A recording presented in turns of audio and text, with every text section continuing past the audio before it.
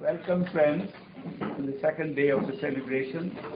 This is called a post-Bhandara light meditation day. Light because the rest of the stuff was very heavy. But today it will be light. We'll have things that we are normally thinking are playful, like all of us or most of us trying to make a visit to the roof, to our astral bodies, to our imaginary bodies, and picking up gifts that Great Master places for some of us every time we assemble here. How many of you have had opportunity to pick up gifts from top of the roof, astral gifts? Wow, that's a big number. GM has to work hard. How many of you have never picked up any gifts from the top? Better luck today. The second light part of today will be in the afternoon. We'll come down to the real playful things. They use playing cards. Some people think it's too big a fall for me to talk from high stuff about Sachkhand and then talk about little playing card tricks on the table. But I feel that we came from our high place. We came from our true home, our Sachkhand. Sachkhand means true home. We came where we were blissfully living as souls within the totality of the true creator of everything, our true Father who gave birth to us as souls, and we decided to come. A small percentage of us came from the population for an adventure. We were told that if you go into new levels of creation, new levels of worlds being created, you will have a spirit of adventure. And we have given a very nice architect the power to go and create new worlds, new dimensions, new types of experiences. And it will be great adventure. And so the great creator took a vote. He said, how many of you would like to go and go into a spirit of adventure and enjoy the new area? And we all raised our hands. And the rest did not. The rest are still there. It is estimated that it was about 10% only who raised their hands. And therefore 90% have never left our true home. And they are in a state of bliss all the time, because that's the state one has to live in. And when they are in a state of bliss, and they are dancing and singing as souls in their true home, they feel they are beyond all problems, beyond mind, beyond physical words, beyond this difficult situation of duality and so on. They are in a very great spirit of dance and music, and they are having a good time. We decided to come and have an adventure. Now, adventure did not mean suffering. Adventure meant joy, playfulness. We came into this creation for playfulness. We were told whatever equipment you need, you can take with you. And we said, okay, we'll take an equipment by which we can make this adventure land into a big, huge place where we can really roam around. So we were given a mind and an accessory which was able to create time and space. And that which was bottled up, an experience which was bottled up in one moment, was stretched out into infinite time and infinite space. There was no limit. The limit of infinity is as far as you can go. That's the limit. And since we could go as far as we liked in the time available to us, we got an opportunity to have this adventure as far as we like, for as long as we like. So we came here and we wanted to have experiences of every kind. We wanted to have experience of pleasure, joy. We found it was impossible to have an experience of pleasure if we did not create an opposite of that. The experiences in time and space are only created in pairs of opposites. If you take away one part, the other one disappears with it. So we came up with the idea that we must have some pain to have pleasure. And we must have pleasure to experience pain. We must have darkness to have light. We must have light to create darkness. So we used this pairs of opposite principle, and we came into this big world of pairs of opposites. And we said, this is a great place to have fun and enjoy ourselves. Then we said, we need something more basic to enjoy that we are creating. These concepts of space and time, these concepts of pain and pleasure are not good enough for us. These concepts must be translated into ideas and made into concrete things. So from the world of concepts, which was the causal world created by our minds, we created the world of ideas, which was the astral plane, where we could turn everything from a concept into an idea that could be played out by our imagination. We weren't satisfied with that. Imagination wasn't good enough. We want to solidify, it should look so solid, so real, more real than our true home. So we created a physical plane of matter, of molecules and atoms and electrons, electromagnetic plates and vibrations. We created a system by which we could make even hollow spaces and hollow time into something filled up. And we created this physical world to have adventure and a good time here. That was the purpose, intention of our coming here. Are we living up to our intention? What went wrong? Something went wrong that today we are complaining for being here. Today we want to run back to our true home. We knew right from the beginning we are here for a temporary reason. We are here only temporarily. And out of the 10%, 1%, only 1/10 of the adventure-seeking souls that came here, before leaving Sachkhand, our true home, turned around to the Creator and said, what if we don't like the adventure? What if we are troubled by it? And the Creator said, don't worry, if you are really troubled by it and you don't want to stay there anymore, I'll bring you back. How will you bring us back? Because we'll be probably trapped there for a long time. He said, don't worry. Whenever you are ready and you feel fed up with that adventure of yours and want to come back, I will myself come in the same form in which you exist there, in a human form. When you are seeking me, I will hear your seeking, I will come back in human form and bring you back to our home. Can you imagine? We sitting here are that 1%. We seekers all over the universe, all over the world, and many seekers in other levels, sitting right now in the astral plane, in the causal plane, in the planes not yet materialized into the physical world, are all part of that 1%. So the 1% is pretty large. When you imagine that the 1% of soul does not represent 1% of human beings, it represents trillions of other beings in different species. It has been said in one of the old texts in India that there are 8.4 million species. They talk in terms of lakhs. A lakh is 100,000. 84 lakhs. That would be equivalent to 8.4 million species. And they listed them. Out of 8.4, 5.4 million are in the plant life alone.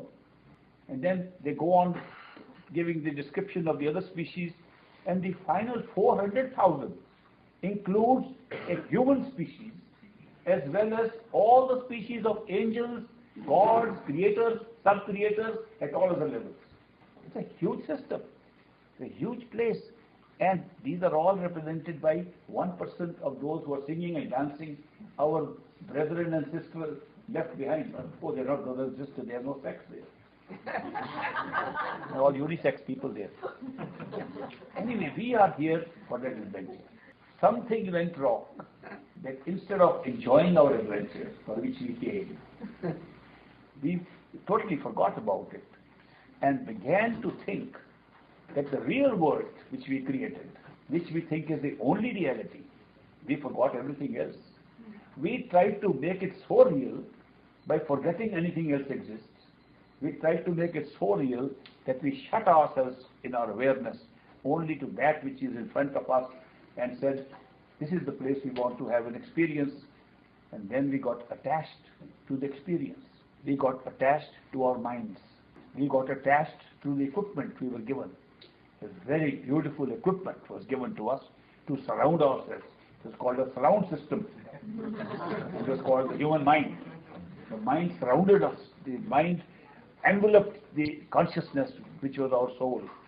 And the mind began to work and starting to think, desire, attach, follow attachments. We loved it. That's what we came for the adventure of the mind. We communicated, we sang, we talked, we thought, we created languages. We created songs. And we enjoyed all that because that was the purpose of having a mind. We created the many so that we could communicate with the many. We loved the many. We had relationships. It was a very great experience to have all these adventures. And then we began to think, we are the mind. Biggest blunder we could have made. We began to identify the self. The self is the mind. Instead of saying, we are consciousness, the soul, we have been given a mind to use, we began to think we are the mind. Beginning of all troubles. The mind was set in motion to create memories and hold on to memories. Memory making was a very big equipment product of that mind. The memory that could be created. What was the memory? Memory was merely a design to create an event which looks real. Do you know that what we are experiencing now in the physical world as daily occurrences are no more than recall of memory? There's nothing more in it. Now why do I say it's recall of memory? Because of the very nature of time into which we have placed this. If you look at time, we are passing through time. What is time as we know it? How do we experience time? We know time only as past, present and future. We have no notion of time otherwise. What has gone is past. What is happening now is present. What is still to come is the future. That's what we think. We forget one very important element. Let's start with the present. The present has no time at all, not even a nanosecond. When we say now, by the time I have said now, it's past. Before I said it, it's the future. Where did the now come? When did the present hold on? Present has no time whatsoever. It's a slipping from the future to the past, continuously. Continuously, the time that we are experiencing as real is merely the future slipping into the past. That means, are we experiencing the past? Can we experience the past? Only one way, by recall of a memory. No other way. You can never have an experience of the past brought back into life except through memory or recall. But if the past can only be lived through memory, what about the future? Since there is no time in the present, we only have two areas of time to examine. The past can only be lived through memory. The future, what is future? Have you ever contemplated if three words were taken away from our dictionaries, hope, fear, anticipation, take these three functions out from our life, there is no future at all. Future consists only of hoping, anticipating and fearing. And how do we do this? We do in so-called present, which is past. Therefore, when we think we are talking of the future, we are really again looking at the past. There is indeed, if you examine carefully, there is no difference between the future and the past because we are using memory for both. Time having no time at all, and the only experience we can have is in the timeless now. The only experience being generated as a current, regular, real experience is happening through memory of the past. Therefore, all we needed to create this whole live experience, which we take for so real, is occurring just because we have picked up a memory capsule from the causal plane. When people say we make our destinies and pick up our destinies, what were the destinies in form of? What was the form of the destiny? What is the tape that we picked up and created this life? So nothing but a capsule containing a memory. Once we install the memory, which we picked up into our individuated mind, it became our life. It not only became our life, it became all our lives, because the causal plane ordained that we use the memory in a linear time, creating an effect which is called the cause and effect relationship. That nothing can be experienced in memory which does not have a cause and does not have an effect. This was a remarkable thing that we created in order to make this a reality, that the cause and effect must take place. Therefore, we created a law of cause and effect, which today we call the law of karma, which has bound us down to relive this memory only through the law of cause and effect. When were the cause and effects determined? When we picked up the memory capsule. We picked up the cause capsule for ourselves, for our enjoyment, for our adventure. We had many choices. We could have picked up any one of those different capsules. If you do meditation now, and go up to the causal plane, you can see all the capsules stored up there.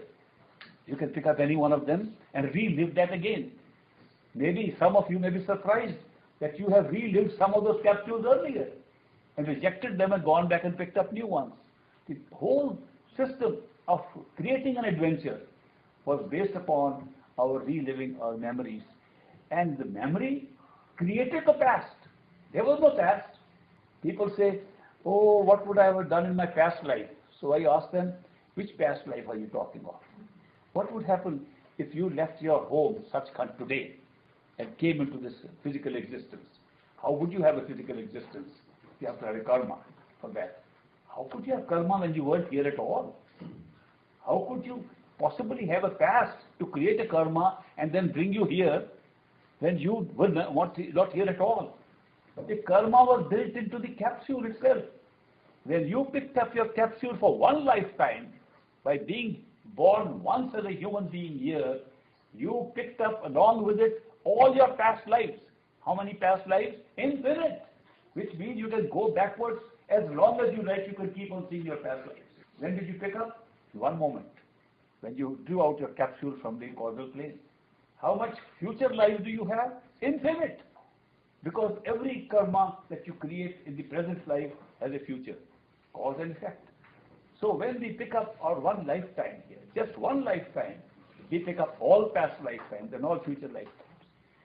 It's such a remarkable system that you create time in no time.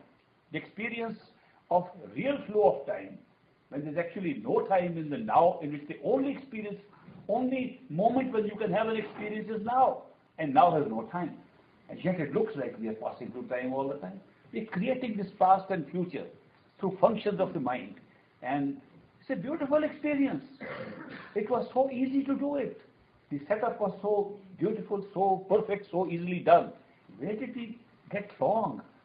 We made a mistake to think that we are the mind. We made a second mistake to think that the karma is real. We made a third mistake to think this body that's going through the adventure, which we wore as a mask, as a costume, to go through the adventure, is our real self. We made blunder after blunder, and we put ourselves in this horrible shape that we are in now, that we have to say, Master, take us back home. Otherwise, we would say, we are very happy enjoying this adventure. It's a temporary thing. We're going to go back anyway. We got a promise from the ultimate creator, whose kids we are, whose children we are. We know we are going to go back. We have no doubt about it. We got an assurance from the very creative power that put us here. We would never have any worry. Now, if somebody comes to know the reality of all that I'm saying, all this picture that I've drawn before you, this is how the flow of consciousness took place and brought us to this.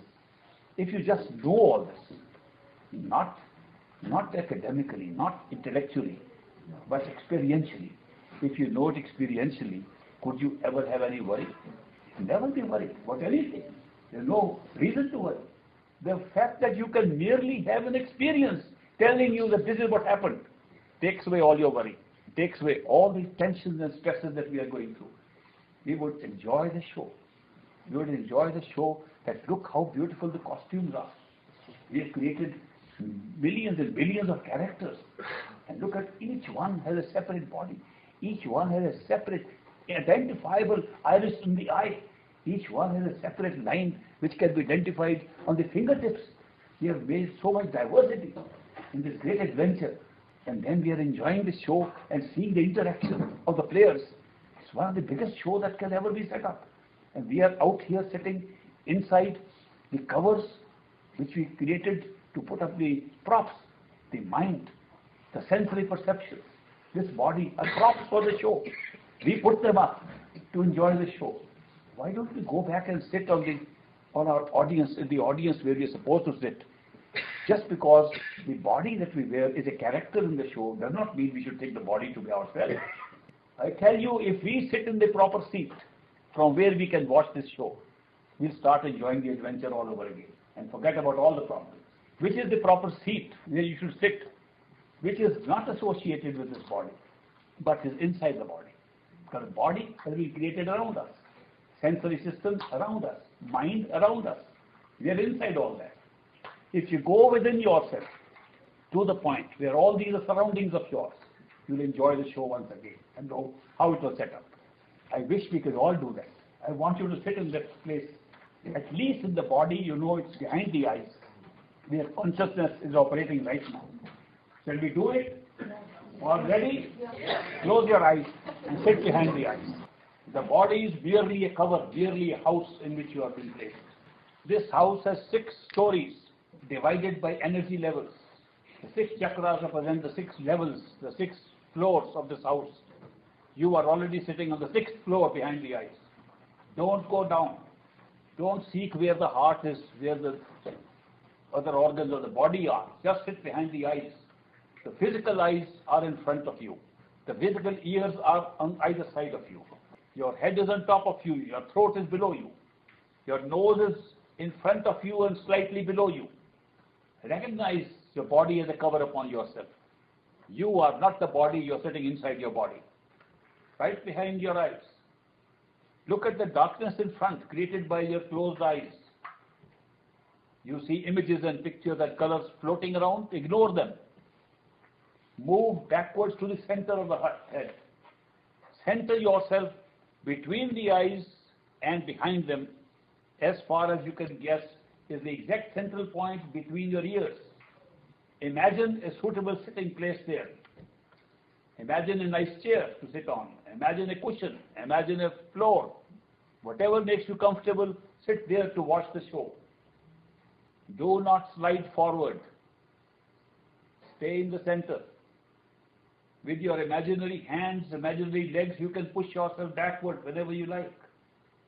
If you feel the picture in front of you is drawing you forward, push yourself back. Stay in the center. Don't think of anything else except the center and what is around you, inside the head. Think of who you are. What is your shape? What do you look like? Behind the eyes. What else is around you? What images are you seeing? Don't follow the images. Stay in the center. No thinking of anything outside. Think only of what is inside. Change your thoughts. Think of what is inside. Look at yourself. Look at your hands. Look at your feet inside. What shape are you in? Is it a constant shape or changing shape? Are you light or heavy? Are you fat or slim? Can you walk or fly? Test these things about yourself. Are you tied down to the floor or can you go up to the ceiling? Test yourself. Stay in the center. Don't move around too much. Look around if you can on all sides, but stay in the center. Ignore any images that come in front of you. Let them pass. Let them move from side to side and go away. Stay in the center. Watch them like you watch a TV. Don't follow them. Don't think about them. Think about yourself. Don't follow any sounds that you hear. Stay in the center. Keep your eyes closed till I count 5. 1, 2, 3, 4, 5. Open your eyes. Welcome back to the physical world you created, from the proper seat from which you should have been watching this show all the time. How many of you discovered that that's the right place to be in? Very good, good progress. All meditation that we are going to do in our meditation workshops should be done from that location. If you do not have that location, do not even start. Those of you who have been initiated and have been told the practice of repetition of words, how to repeat the 5 words, they should be repeated by you sitting there, not by the physical body at all. Your mind should be made to repeat them. The thinking process, which thinks all the time, should be made to turn the thinking into those words. Then you have to listen to the sound current within. That's the place to listen to. Great Master said, you should not even begin to meditate unless you have first located yourself at the third eye center. Today I was trying to guide you to the third eye center, which is behind these eyes. And if you are comfortable being there, your meditation will be very successful. Till you take time to establish yourself on a regular basis by going to that place regularly, from morning, sometime in the morning, sometimes at night before going to sleep. You cannot expect meditation to be successful merely as a ritual, merely as an outward practice. Meditation has to be done at that point. That's the starting point of meditation. To dissociate yourself from the physical body and to be inside. That is still many layers to cross even then. This is the very first step, that you should be able to go to the third eye center, behind the eyes, and then start your meditation. How many of you enjoyed this few minutes? Very good. How many of you felt it was boredom, not worth doing it? No nays yet? All yes. Very good. I'm very happy to see the progress. This group is really very blessed that so many of you need a reward for this. And the Great Master's reward is in the form of astral packages. Some of you are going to get them. And they are being placed on the roof of this building right now. And they are gifts from Great Masters. They are not physical gifts. Nor do you have to go physically to collect them. You have to go through your astral bodies. Have you ever known your astral bodies, what they are? Astral bodies are bodies created by your imagination. People make so much, they mystify you by talking of an astral self or something so far away from us. Without realizing, we are using our astral bodies all the time when we are awake in the physical body. The sense perception that you are getting are all based on your astral bodies. Physical bodies have no sense organs. These organs operate only when you are alive, wakeful, with the astral body in it. The wakefulness is created by the astral body, and then only they function. These eyes can be open and you are sleeping, you don't see anything. Eyes don't see. Only when you awake, you can see with these eyes. These ears can't hear. The physical organs only operate when the astral sensory systems are working in it. All the sensory systems are contained in the astral body. If you leave your physical body by death or by meditation, you will find all these sensory systems working completely all right. They go away with the astral body, not with the physical. When we say imaginary, it's not imaginary. It looks imaginary because we are taking this as a reality. We are taking the physical as the only reality. Therefore, any function of sensory systems outside the body we think is imaginary. For example, if you want to think of a tree outside, you can all imagine a tree, you can see the tree. How do you see the tree? Not with these eyes, the tree is outside. You see it, what you say is your imagination. It's not imagination. It looks imagination because you distinguish it from the reality of the physical system and the physical body. That's how you create imagination. Supposing you pull your attention from here and are unaware of your physical body, the astral body will be more real than the physical body ever has been. Test it out. Therefore, these realities are created by our attention. Wherever bulk of our attention is, creates that reality. Bulk of our attention is in the physical body, so this has become real. So when you are sitting in the physical body and you use your imagination to do something, you are taking part in the astral system. You're taking part in the astral body. So that is why these astral gifts that have been placed in packages on top of this house, on this too, they have been packaged so that your astral body can go and see, recognize. If you find there's a package sitting for you, go and take it. It's meant for you. Then you can open the package while you're still up on the roof, or you can open the package when you come down, you can bring it down. You can go up. You don't need to climb stairs or anything. You can go right up, like my good friend Jewel once did. She said she has never had experience of flying, but when the gift came, she flew right through the ceiling. She went up. You can go like this. You can go from outside. If you're not confident of hitting your head against the ceiling, then you can go from outside. Find any way, imaginative way to go up. Go upstairs. See what's lying there. And if you can find a gift, take it. Open it.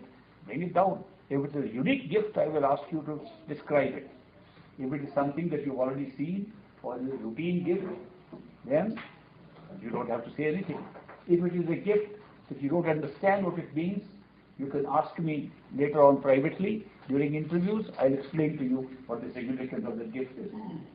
Each gift has its own significance that you will get, and it is being plucked from the astral plane of consciousness, an astral world in which we are also simultaneously living without our attention and wakefulness there. Are you ready? Okay, close your eyes. Imagine that you are going on top of the roof. Fly to the top of the roof and look around in your imagination. If you find a gift, pick it up. Take your time, no hurry. Now hurry up, pick up your gift if you haven't done so. Come down. Keep your eyes closed till I count 5. 1, 2, 3, 4, 5. Open your eyes. Welcome back. Let me use my special glasses to see the gifts you brought. How many of you were able to get some gifts? Congratulations. Congratulations. I'm very happy. How many? Anybody got a unique gift you'd like to share with others? Right now you can do that. Yes, Suzanne. It's like a dark blue ring, like a vortex. When I look into it, it's like a vortex of blue and white. That's beautiful. Did you like it? Yeah, I don't know what it means. You know very well this color, the colors of crystals and blues and all that is very popular in the astral plane. You see a lot of it. And you just picked up one of the nice gifts, and the vortex is the energy in those, and that's a natural energy in the astral plane. In most of the things, you see that the streets are paved with things which have energy, the houses are paved with energy, the different institutions there are also bursting with energy and vortices. The vortex is a natural phenomenon there. So you picked up the right stuff from the astral plane. Congratulations. Anybody else want to share? Yes, David. When we got to the roof, it was all dark. There was stars and planets, colors, colorful planets, and then there was a box. And in there, everything that was outside was in there as well, with infinite depth inside the box. Did you expect that? Did you expect to see that? Not exactly. Congratulations.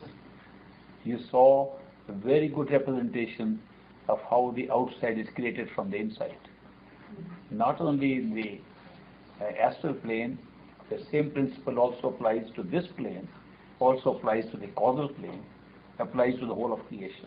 That the inside is created first and then that appears and projects outside.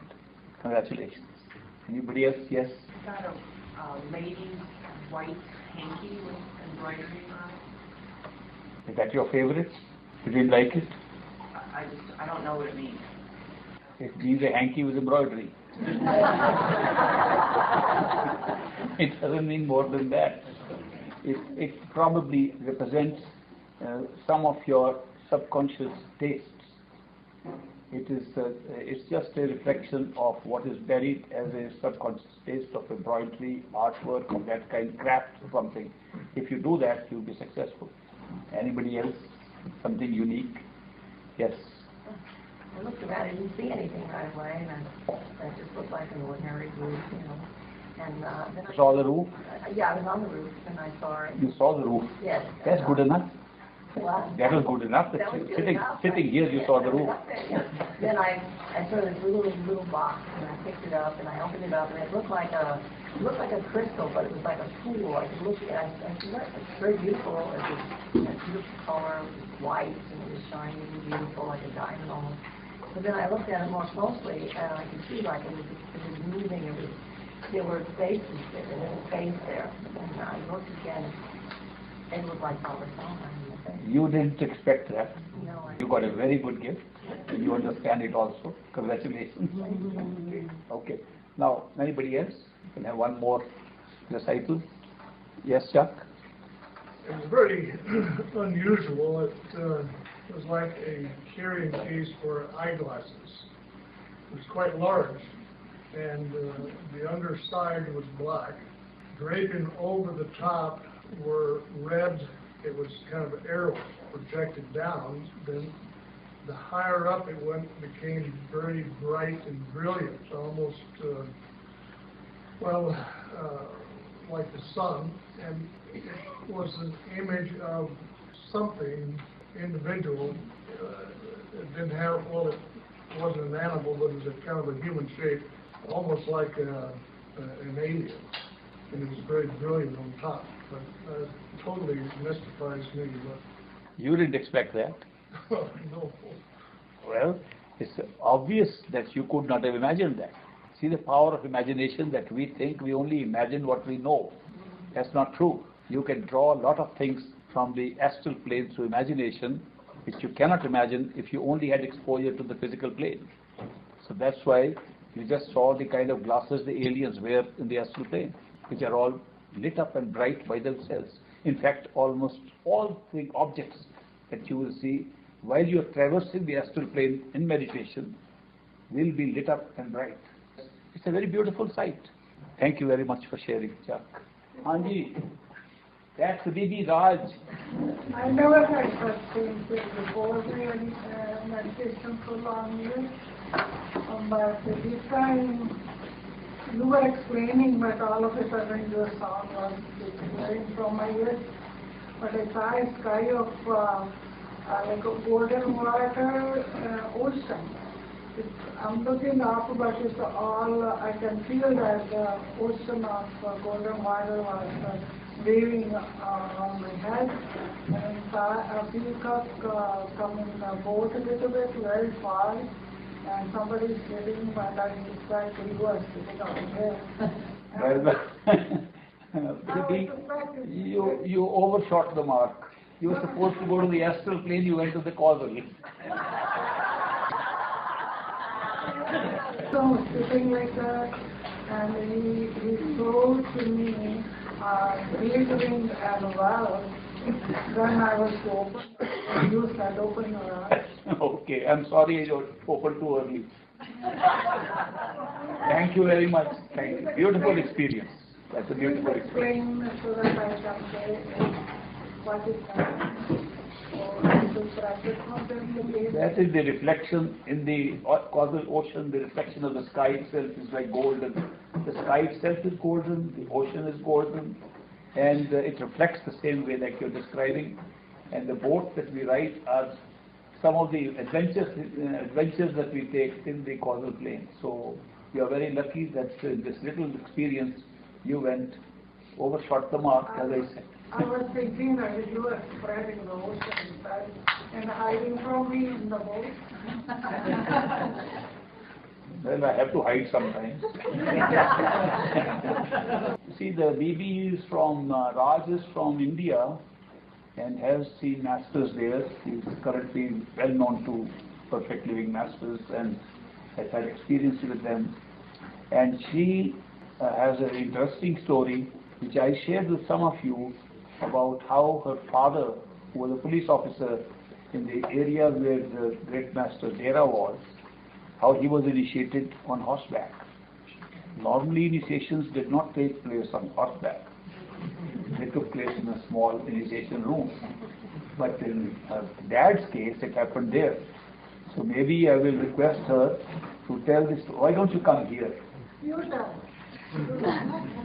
Her father, who was a police officer around in the jurisdiction around the Dera, he used to come occasionally to meet Great Master and check on how things were in the Dera.